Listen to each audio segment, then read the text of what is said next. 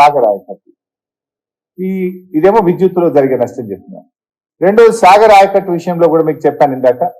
ఏమైతే వాళ్ళకు పోతిరెడ్డిపాడు ద్వారా వాళ్ళు ఎక్కువ నీళ్ళు అక్కడనే శ్రీశైలం నుంచి తీసుకుపోతారు కదా. ఎన్ బ్లాక్ అలాట్మెంట్ మన దగ్గర ఉన్న సిస్టమ్ ఏంది, బచావత్ ఇచ్చినటువంటి అవార్డు ప్రాజెక్ట్ వైజ్ అలొకేషన్ లేదు, స్టేట్ వైజ్ ఎన్ బ్లాక్ అలాట్మెంట్ ఉంది. వాళ్ళు ఈ మధ్య ఏం చేస్తుండ్రు, కృష్ణా డెల్టాకు గోదావరి పట్టిసీమ లిఫ్ట్ పెట్టుకొని కృష్ణా నది జలాలు అవసరం లేకుండా ఇటు పట్టిసీమ ద్వారా గోదావరి జలాలు తీసుకుపోయి కృష్ణా డెల్టాకు నీళ్లు పారించుకుంటున్నారు. రేపు ఏం చేస్తారు వాళ్ళు ఎన్ బ్లాక్ లో, శ్రీశైలం నుంచి అటు పోతిరెడ్డిపాడు ద్వారా నీళ్లు తీసుకుపోతే నీకు హైడల్ జనరేషన్ ఎట్ శ్రీశైలం నష్టపోతావు, హైడల్ జనరేషన్ ఎట్ సాగర్ నష్టపోతావు.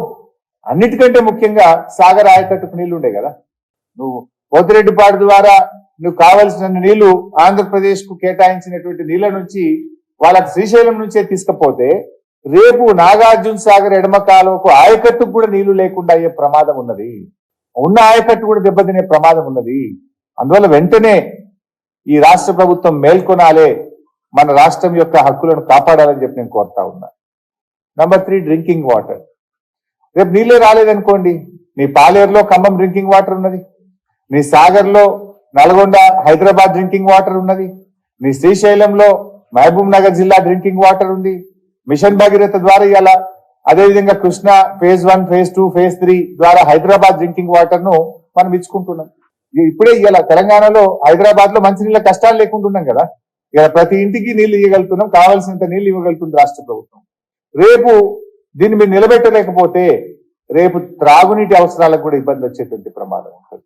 నాలుగోది ఆన్ గోయింగ్ ప్రాజెక్ట్స్. నేను ఇందాక చెప్పినట్టు పాలమూరు ఎత్తిపోతల పథకము, దిండి ఎత్తిపోతల పథకము, ఎస్ఎల్బిసి సొరంగం, ఎస్ఎల్బిసి ప్రాజెక్టు, ఇవన్నీ కూడా రేపు ఏమైందంటే నీకు కేఆర్ఎంబి అనుమతి లేదు, నీకు సిడబ్ల్యూసి లేదు, నీ అపెక్స్ కమిటీ అనుమతి లేదని కొండీలు పెట్టి క్వరీస్ పెట్టి ఆ ప్రాజెక్టు పురోగతి దెబ్బతిని రేపు మనకు మనమే మెడకు ఉరితాడు బిగించుకున్నట్టు అవుతుంది. అంటే ఇది తెలంగాణ ప్రయోజనాలకు ఆత్మహత్యా సదృశ్యం. దీన్ని మర్చిపోతున్నారు వీళ్ళు.